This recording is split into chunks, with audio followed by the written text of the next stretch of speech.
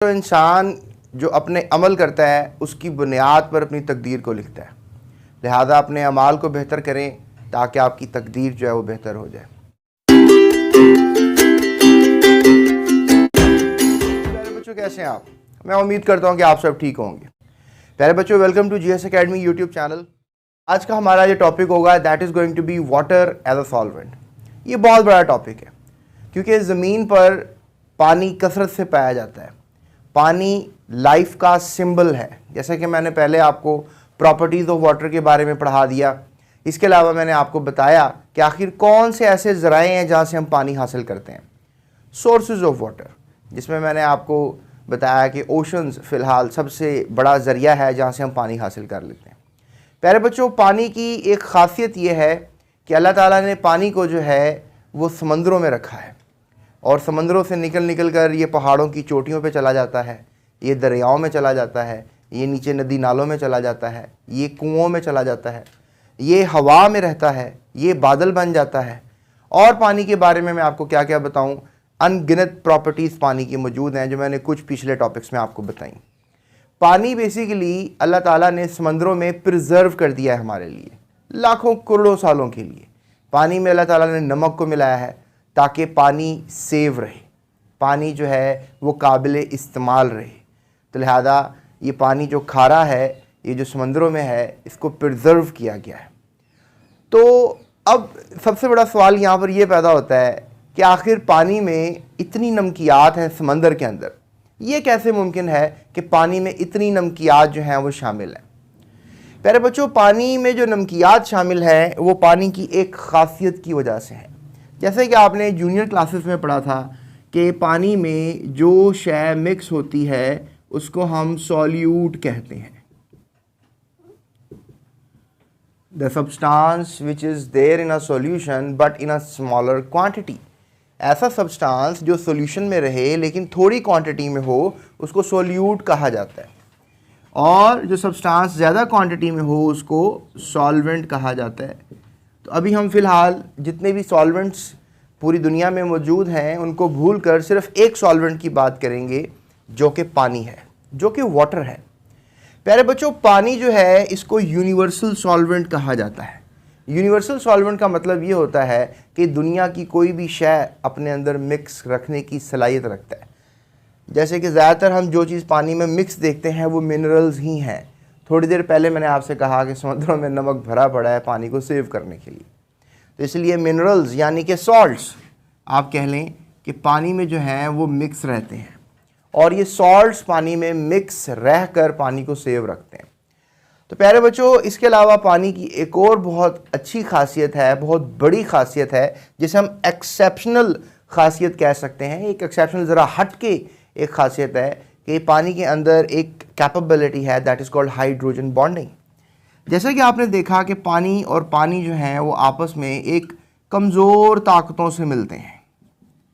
पानी और पानी के दरमियान एक कमज़ोर क़ुव्वत कशिश रहती है। इस कमज़ोर क़ुव्वत कशिश को, जो कि बिटवीन मॉलिक्यूल्स है, हमने प्रीवियस क्लासेस में डायपोल फोर्सेस के नाम से पढ़ा था। हमने ये देखा था कि जो HCl है और दूसरा मॉलिक्यूल जो HCl है, इनके दरमियान भी ये क़ुव्वत पाई जाती है, लेकिन हमने ये देखा कि ये ताकत जो है ज़्यादा मजबूत पाई गई पानी और पानी के दरमियान।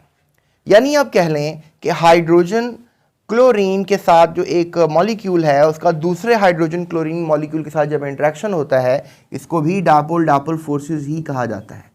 लेकिन हमने ये देखा कि इन दोनों मॉलिक्यूल्स के दरमियान यानी HCl और HCl के दरमियान जो ताकत है और जो H2 और H2O के दरमियान ताकत है, हमने इसमें कुछ ज़्यादा भरपूर नौइयत की क़ुव्वत देखी। हमने ये देखा कि इसके अंदर ताकत ज़्यादा है। हमने लिहाजा इसका नाम थोड़ा सा चेंज करके हाइड्रोजन बॉन्डिंग रख दिया। हाइड्रोजन बॉन्डिंग का मतलब प्यारे बच्चों ये है कि ये एक IMF है, इंटरमोलेकुलर फोर्स है। इंटरमोलेकुलर फोर्स को जो है हम हाइड्रोजन बॉन्डिंग के नाम से जानते हैं, या इसके अलावा हम इसको डायपोल फोर्सेस के नाम से जानते हैं। तो लिहाजा आप कह लें कि जो स्ट्रॉन्ग डायपोल फोर्सेस होती हैं उसको हाइड्रोजन बॉन्डिंग कहा जाता है। तो पानी में एक्सेप्शनल एबिलिटी है हाइड्रोजन बॉन्डिंग करने की। यानी लेट्स से दैट कि ए मॉलिक्यूल आपके पास पानी है, फिलहाल यहाँ पर बी मॉलिक्यूल भी पानी है, लेकिन आप ये भी कह सकते हैं कि अगर ए पानी है तो बी पानी हो, ये ज़रूरी नहीं है। यानी कि जब पानी ने किसी दूसरे मॉलिक्यूल के साथ इंटरेक्ट करना है तो वो ज़रूरी नहीं है कि वो पानी ही हो सकता है कि वो कोई प्रोटीन हो, कार्बोहाइड्रेट हो, लिपिड हो, विटामिन हो, वो कोई भी मॉलिक्यूल दूसरा हो सकता है। और पानी जो है वो इनके साथ भी हाइड्रोजन बॉन्डिंग की कैपेबिलिटी रखता है। तो लिहाजा पानी अपनी हाइड्रोजन बॉन्डिंग की वजह से भी एक अच्छा सॉल्वेंट कहलाता है। लिहाजा आप कह सकते हैं कि पानी एक यूनिवर्सल सॉल्वेंट है, और उसके पीछे क्या वजह है वो मैं आपको भी रिवील कर देता हूँ। इसमें हमारा टॉपिक है that is the polar nature of water. यानी कि पहली वजह पानी की एक अच्छा सॉल्वेंट होने की है पोलर नेचर। अब ये पोलर नेचर ऑफ वाटर क्या होती है ये मैं आपको समझा देता हूँ। इसके अलावा मैंने आपको बता दिया कि दूसरी बड़ी वजह जो है वो है हाइड्रोजन बॉन्डिंग। लिहाजा आपने ये दो बड़ी वजूहात सारी ज़िंदगी याद रखनी है कि पानी एक अच्छा सॉल्वेंट क्यों है। तो उसकी पोलर नेचर है, ऐसे जैसे आपको नज़र आ रहा है पानी में पोल्स बने हुए हैं, partial positive partial negative.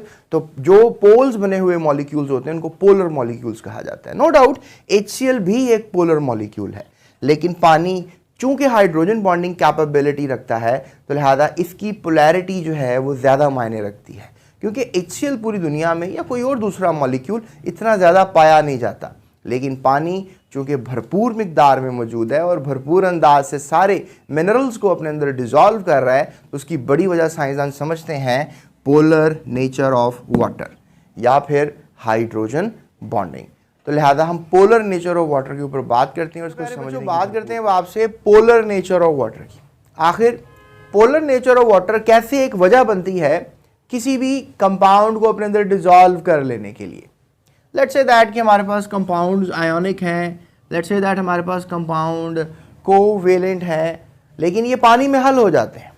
Let's say that कि आपके पास एक बीकर है और उसमें पानी मौजूद है। लेट्स से दैट कि आपने इसमें जो है सोडियम क्लोराइड जो है वो डाल दिया है, लेट्स से दैट आपने इसमें पोटाशियम क्लोराइड डाल दिया है, लेट्स से दैट आप इसमें सोडियम सल्फेट आपने इसमें डाल दिया। प्यारे बच्चों, हम ये सपोज कर लेते हैं कि हमारे पास एक और बीकर है, अब आपने इसमें आयनिक कंपाउंड डालने हैं, इसमें आपने डालने हैं कोवलेंट कंपाउंड। तो आपने इसमें बेंजीन एक ऑर्गेनिक कंपाउंड है डाल दिया आपने, या फिर आपने इसमें ईथर डाल दिया है, पोलर ऑर्गेनिक है, और इसमें या फिर आपने ऑक्टेन डाल दिया है, ये भी नॉन पोलर ऑर्गेनिक है, लेकिन जब पानी में आता है तो ये भी मिक्स हो जाता है। तो साइंसदान ये बात सोचते हैं कि आखिर ये कंपाउंड्स पानी में हल कैसे हो जाते हैं। तो थोड़ी अभी यही हमारी बहस है, यही हमारा आज का टॉपिक है कि आखिर पानी यूनिवर्सल सॉल्वेंट कैसे है, आखिर इनको कैसे डिसॉल्व करता है। प्यारे बच्चों, पानी की तरफ देखें तो अब मैं पहले भी आपको बता चुका हूँ कि पानी में जो है there is something like positive partial positive things and partial negative things. और अगर मैं पानी के मॉलिक्यूल की तरफ देखूँ तो उसकी ज्योमेट्री कुछ इस तरह रहती है कि पानी के अंदर ऑक्सीजन होता है और पानी के अंदर होता है हाइड्रोजन। हाइड्रोजन नन्हे पुने एलिमेंट्स हैं, देयर स्मॉल एटम्स, और हाइड्रोजन ऑक्सीजन जो है बड़ा एटम है कंपैरेटिव विद हाइड्रोजन। साइंसदानों ने ये देखा कि दोनों हाइड्रोजन एक दूसरे के करीब होते हैं। यानी कि अगर हम 3D शक्ल देखें, जिस तरह आपको इजिप्ट के पिरामिड्स नज़र आते हैं, आप समझ लें कि सेंटर में जिस तरह आपका ट्राइपॉड स्टैंड है, लेट्स से दैट कि कोई हमारे पास ट्राइपॉड स्टैंड है, जैसे जिस पे मैं आपको ये वीडियो बना के दे रहा हूँ, ये भी एक ट्राइपॉड स्टैंड यहाँ पर पड़ा हुआ है, ये टेट्राहीड्रल स्ट्रक्चर कहलाते हैं।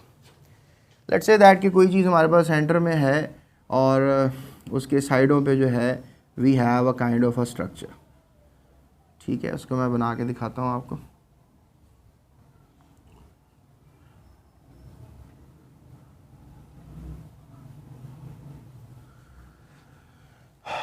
सो this is the real structure, the tripod. समझिए ये चीज़ बाहर आई हुई है और ये नीचे गया हुआ है, राइट। जिस तरह के ये मेरे पास पेन है, इस तरह मैं एक और पेन ले लेता हूँ, राइट, और इस तरह से मैं एक यहाँ पे भी पेन ले लेता हूँ और एक पेन ऊपर ले लेता हूँ। That makes the idea tetrahedral. पानी जो है एक कह लें कि टेट्राहीड्रल स्ट्रक्चर है।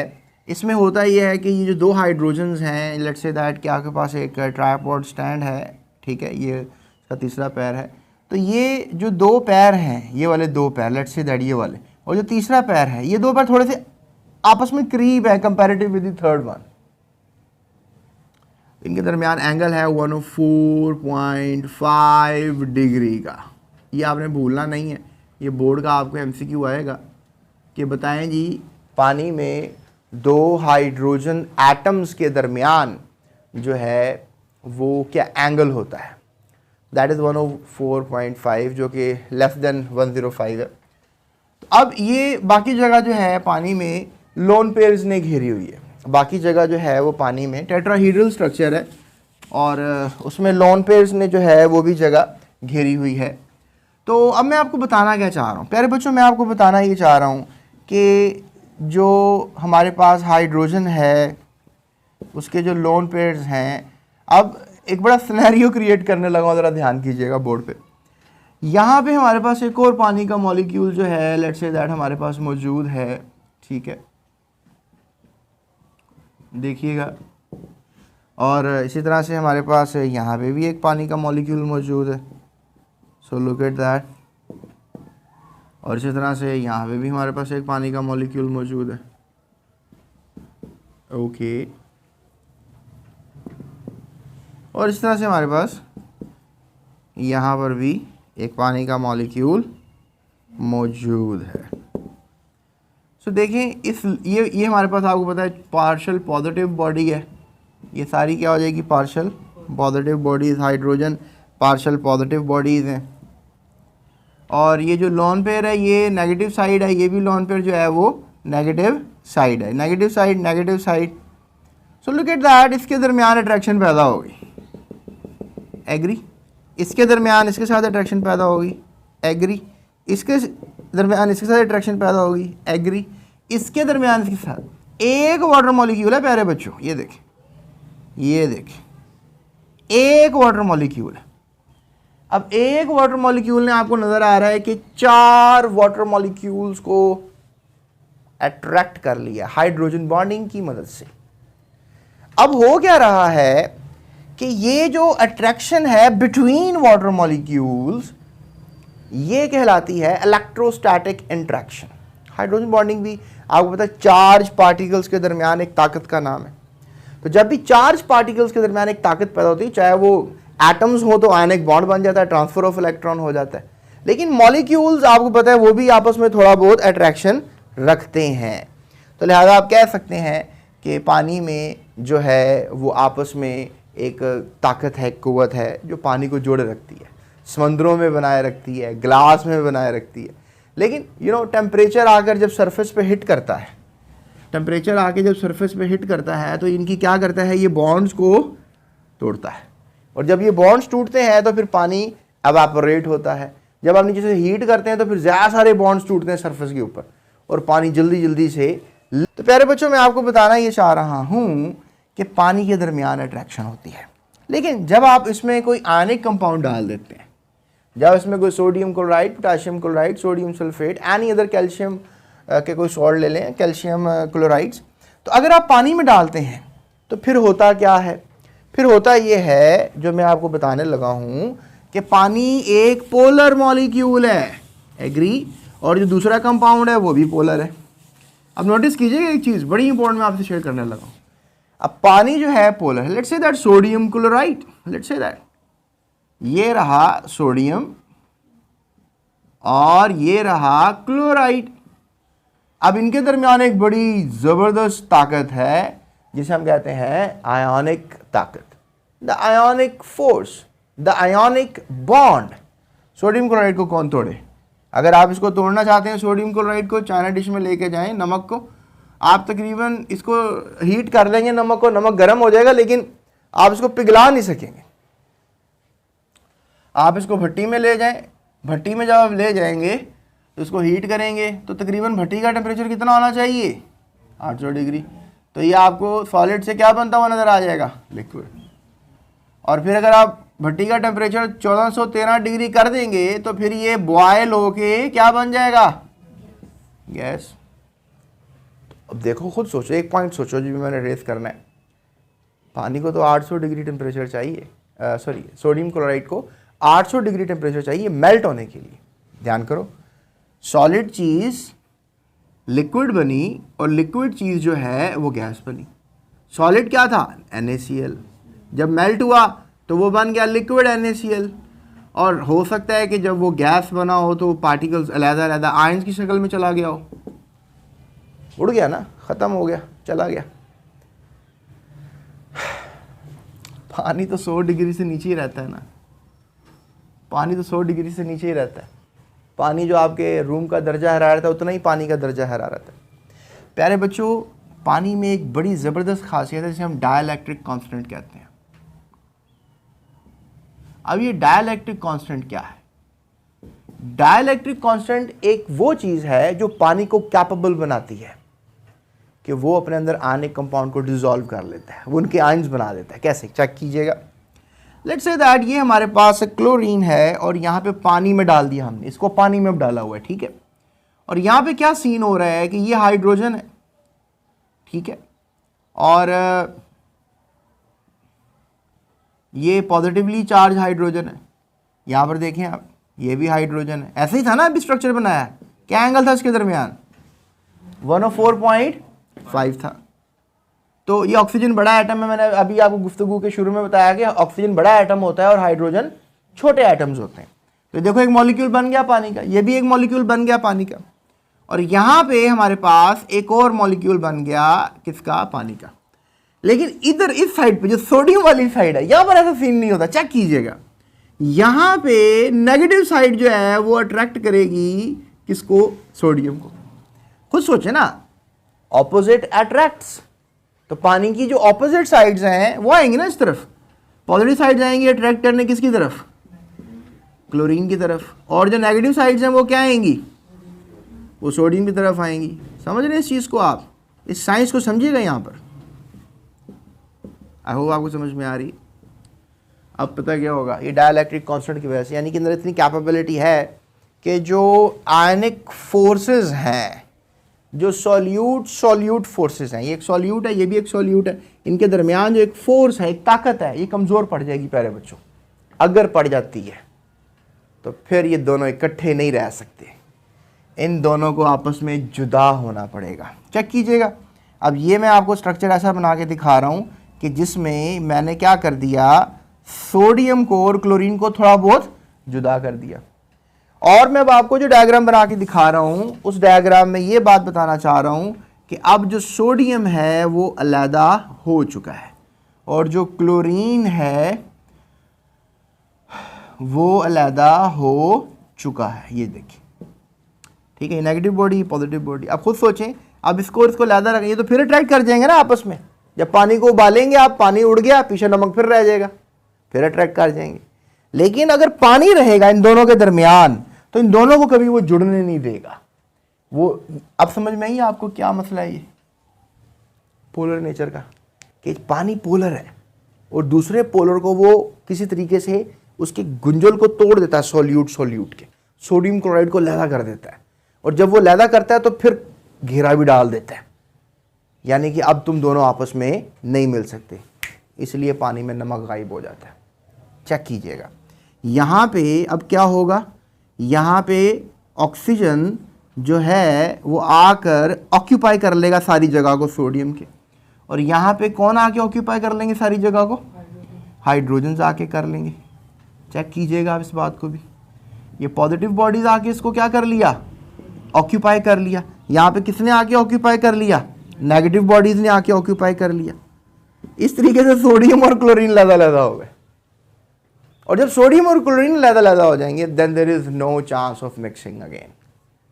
द मिक्सिबिलिटी रिमेन्स, कि अंदर जो एक मिक्सिंग है वो रहेगी, ताहयात रहेगी, और ताहयात से है ये समंदर बने पड़े और ये बने रहेंगे। और पानी उड़ता है, याद रखिएगा, भाप पानी बनता है, नमक नहीं बनता। नमक को तो भाप बनाने के लिए आपको 1413 डिग्री तक जाना पड़ेगा। तो नमक इतनी भाप तो इतना टेम्परेचर होता नहीं, इतनी हीट है नहीं, तो वो कभी नमक भाप नहीं बनेगा। भाप तो 100 डिग्री, पानी को भाप बनाने के लिए, स्टीम बनाने के लिए 100 डिग्री चाहिए। और वैसे भी आपको पता है कि पानी हर टेम्परेचर पे उड़ता रहता है, एवेपोरेशन तो हर टेम्परेचर पे होती है, इवन 1 डिग्री पे भी होती है, 25 डिग्री जो रूम टेम्परेचर उस पर भी हो रही होती है। तो इस तरीके से प्यारे बच्चों polar nature of water act करती है। इस तरीके से जो है पोलर नेचर जो है वो सोडियम क्लोराइड को, पोटेशियम क्लोराइड को, सोडियम सल्फेट को, चाहे वो हो बेंजीन जैसे कंपाउंड्स, ईथर जैसे कंपाउंड या ऑक्टेन जैसे कंपाउंड्स, इनको अपने अंदर मिक्स कर लेती है।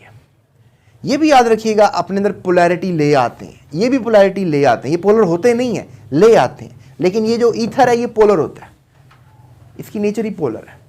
तो ये तो ऑलरेडी इनकी तरह पोलर है, लेकिन ये कोवलेंट है, इसलिए कोवलेंट कंपाउंड्स भी और आयनिक कंपाउंड्स भी पानी में हल हो जाते हैं। पहले बच्चों देखो, मैंने आपको बेसिकली ये डायग्राम आप बेशक बुक में बना देना, ये आपकी डायग्राम है जो मैंने आपको समझाई है, एंड आई होप कि आपको समझ में आ गई होगी कि आखिर कैसे सोडियम क्लोराइड ब्रेक होता है और पानी उसको ऑक्यूपाई करके अपनी पोलर नेचर की वजह से डिसॉल्व कर लेता है। लेकिन the story never ends over here. अभी एक सिर्फ यही वजह नहीं है कि पानी में चीज़ें मिक्स होती हैं, पानी एक सॉल्वेंट कहलाता है, इसके पीछे एक और वजह है जो मैंने आपको अपनी गुफ्तगू के आगाज़ में, इस लेक्चर क्लिप के आगाज़ में बताई थी। That was hydrogen bonding. तो लिहाजा हाइड्रोजन बॉन्डिंग की भी बात करेंगे और हाइड्रोजन बॉन्डिंग क्या क्या कर सकती है उसके ऊपर भी बहस करेंगे। तो पहले बच्चों बात करते हैं आपसे हम एक्सटेंसिव हाइड्रोजन बॉन्डिंग एबिलिटी की।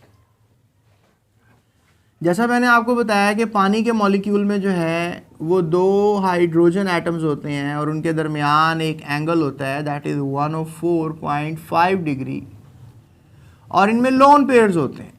ठीक है, ये lone pairs negatively charge part होते हैं और ये पॉजिटिवली चार्ज पार्ट हाइड्रोजन होते हैं। तो ये आप कह लेंगे जो लोन पेयर्स हैं और ये जो हाइड्रोजन्स हैं ये पानी को इतना कैपेबल कर देते हैं कि एक मॉलिक्यूल 4 मॉलिक्यूल्स को अट्रैक्ट करता है और उसके साथ हाइड्रोजन बॉन्डिंग कर लेता है। थोड़ी देर पहले मैंने आपसे ये जिक्र किया था, अगर आपको याद हो क्लिप में ज़रा सा पीछे।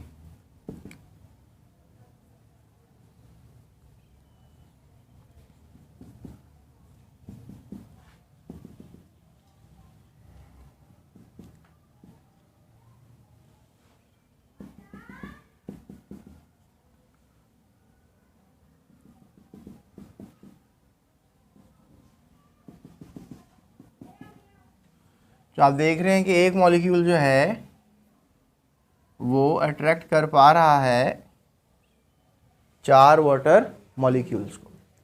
तो इसकी वजह से आप कह लें कि यू कैन से कि जो हमारे पास पानी है वो अट्रैक्ट कर पाता है दूसरे पार्टिकल्स को। अब साइंसदानों ने बताया कि बहुत से पोलर नॉन आयनिक कंपाउंड जिनमें हाइड्रोक्सिल ग्रुप होता है वो पानी के अंदर डिसॉल्व हो जाते हैं। जैसे अल्कोहल्स का आपने जनरल फार्मूला पढ़ा ROH, तो इसमें हाइड्रोक्सिल ग्रुप आपको नज़र आ रहा है। ऑर्गेनिक एसिड्स में मैं आपको एक एग्जांपल दे देता हूँ, कार्बोक्सिलिक एसिड की, एसिटिक एसिड की, इसमें भी आपको हाइड्रोक्सिल ग्रुप नज़र आ रहा है। मैं आपको ग्लूकोज का फार्मूला बना देता हूँ, एक एल्डोज शुगर है और इसमें भी आपको बहुत से हाइड्रोक्सी ग्रुप नज़र आ रहे हैं, क्योंकि ये जो शुगर्स होती हैं आपको मैंने बताया था कि ये क्या होती हैं, पॉलीहाइड्रोक्सी होती हैं।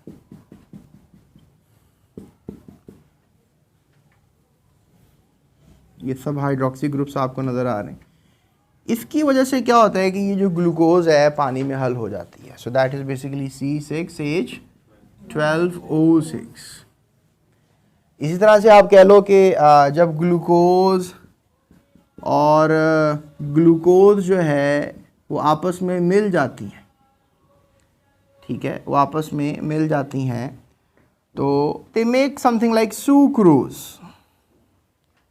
जो कि होती है C12H22O11, यानी जो घरों में खाई जाने वाली चीनी है।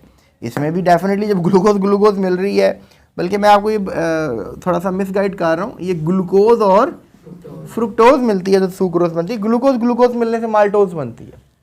तो लिहाजा ये सुक्रोज जो है आप कह लें, इसमें भी बहुत से हाइड्रोक्सी, चीनी आपने पानी में मिक्स की होगी, चाय वगैरह बनाते पीते हैं। तो ये जितने भी मतलब हाइड्रोक्सी वाले कंपाउंड्स हैं जो कि नॉन पोलर आयनिक, नॉन आयनिक कंपाउंड्स कहलाते हैं, ये पानी में हाइड्रोक्सी रहने की वजह से हल हो जाते हैं। अब प्रोटीन्स में भी हाइड्रोक्सी होती है, कार्बोहाइड्रेट्स तो मैंने आपको नॉमिनेट कर दिए, दोनों कार्बोहाइड्रेट्स हैं। अल्कोहल्स में भी हाइड्रोक्सी होती है और प्रोटीन्स में भी होती है, लिपिड्स में भी होती है। तो लिहाजा जिन जिन कंपाउंड्स में हमें नज़र आएगी हाइड्रोक्सी, वो पानी में हल होने की कैपेबिलिटी रखते हैं और वो पानी में हल होते हैं। और हाइड्रोक्सी वाले कंपाउंड पानी में अगर हल होते हैं तो वो किस वजह से होते हैं? हाइड्रोजन बॉन्डिंग से। मैंने आपको पोलर नेचर की वजह से हल होने वाले कंपाउंड्स के बारे में बताया था। पोलर नेचर की वजह से हल होने वाले कंपाउंड्स होते हैं आयनिक कंपाउंड्स। उसमें आयंस को जो है वो पानी ऑक्यूपाई करता है और लैदा कर देता है, और जब आयंस को जो है वो ऑक्यूपाई करके लैदा कर देता है तो दैट मेक्स एन आइडिया कि वो पोलर नेचर की वजह से डिसॉल्व हुए। लेकिन यहां पे जो पानी में डिसॉल्व हो रहे हैं कंपाउंड्स, ये सब के सब कंपाउंड जो हैं पानी में हाइड्रोक्सी की प्रेजेंस की वजह से डिसॉल्व हो रहे हैं। इसलिए हाइड्रोजन बॉन्डिंग एबिलिटी की वजह से जो है वो डिसॉल्व हो पा रही है। तो लिहाजा पानी अपने अंदर अगर किसी भी कंपाउंड को डिसॉल्व करेगा तो वो दो बड़ी खूबियां होंगी, या तो वो पोलैरिटी की वजह से अपने अंदर डिसॉल्व करेगा, या तो वो हाइड्रोजन बॉन्डिंग की वजह से अपने अंदर इसको डिसॉल्व करेगा। तो एक छोटी सी इंफॉर्मेशन है पानी से रिलेटेड और मेटल से रिलेटेड, वो मैं आपसे शेयर करता हूँ। तो प्यारे बच्चों, बात ये है जो इंटरेस्टिंगली मैं आपसे शेयर करूंगा। ये हमारे पास एक ग्लास का बना हुआ ट्रे है, इसे हम कहेंगे ग्लास ट्रफ। क्या कहेंगे? ग्लास ट्रफ कहेंगे। और ग्लास ट्रफ के अंदर जो है हमने एक लंप डालना है। लंप का मतलब होता है एक टुकड़ा। किसका डालना है? CS का। CS क्या है? सीजियम।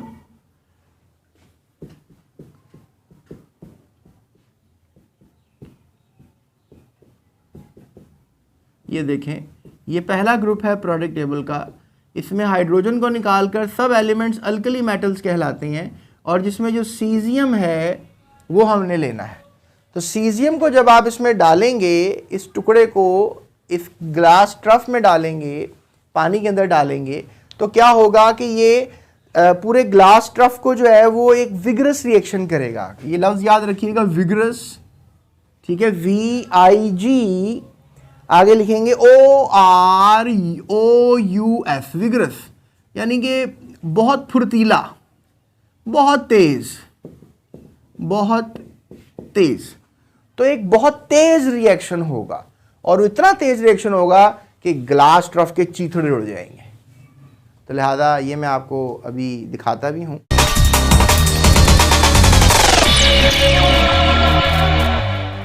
तो आपने देखा कि कैसे अभी सीजियम जो है that is being hitten by a kind of a metallic rod, और फिर वो जैसे ही पानी के साथ इंटरकनेक्ट हुआ तो उसने एकदम धमाका सा कर दिया।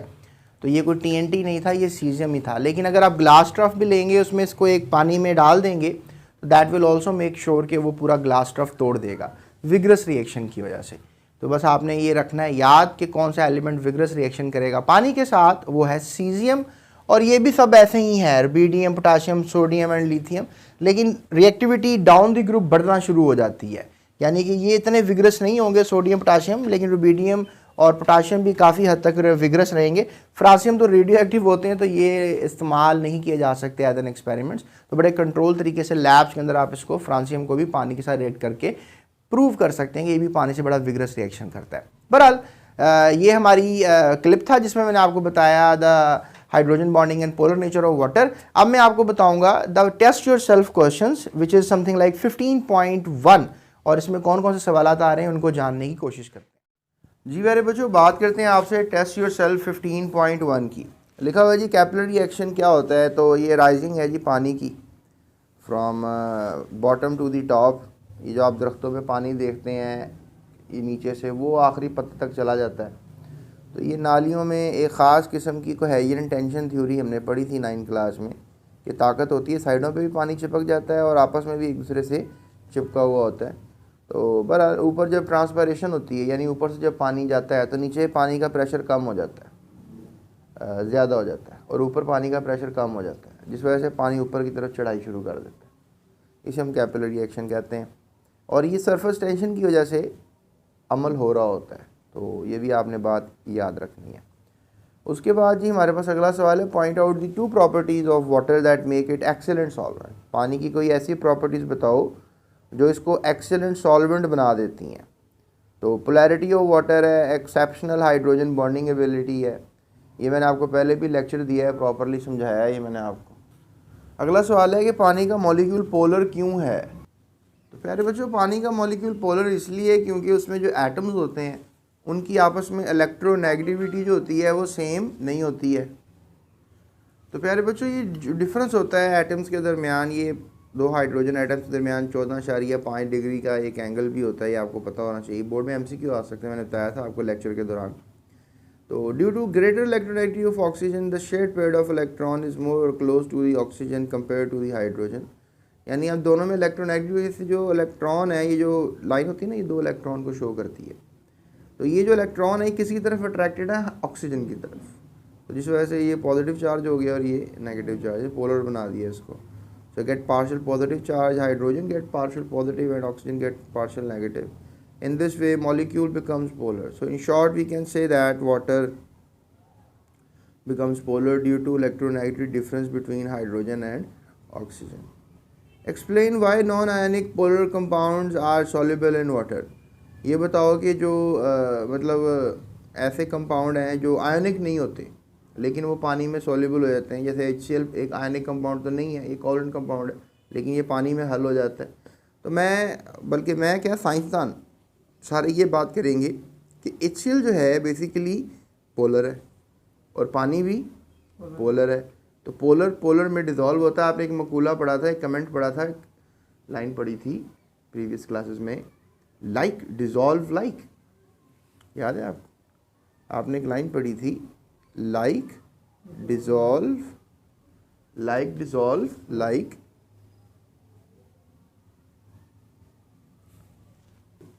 तो प्यारे बच्चों, ये बस आपने बात याद रखनी है कि like dissolve like. So polar compounds have partial positive charge and partial negative charge. और जैसे उनमें हाइड्रोजन क्लोराइड में भी आपको अब नज़र आ रहा है पार्शियल पॉजिटिव और पार्शियल नेगेटिव। तो इसलिए partial positive and partial negative and जो है वाटर मॉलिक्यूल में भी आपको नज़र आ रहे हैं। क्या ख्याल है? ये भी एक पोलर कंपाउंड है वाटर जो है। And partial negative end of the water molecule attract the partial positive end of the polar molecule. अब ये पार्शियल जो पॉजिटिव साइड है पानी की, ये देखो पार्शियल, ये पॉजिटिव साइड अगर पोलर मॉलिक्यूल की है तो पानी की पार्शियल नेगेटिव साइड ने क्या कर लिया, इन दोनों को अट्रैक्ट कर दिया। जो बीच में लाइन डॉटेड लाइन बनाई है, ये डॉटेड लाइन बताती है ये अट्रैक्शन हो रही है। ये देखें HCl जो है वो पानी में हल हो गया है। तो ये बात आपने याद रखनी है, ठीक है। So in this way attractions are developed between polar compound and which result in the discussion of polar compound. ये लाइन भी लिख लीजिएगा, एक लास्ट लाइन, ये भी बड़ी इंपॉर्टेंट है। तो आई होप कि आपको सारे सवालों के जवाब, 4 सवाल हैं ये, मैंने आपको 4 के 4 सवालों के जवाब दे दिए हैं। और यहाँ पर हमारी ये वीडियो एंड करती है। होप सो आप चैनल को सब्सक्राइब करेंगे। अपना ख्याल रखिएगा। वस्सलाम।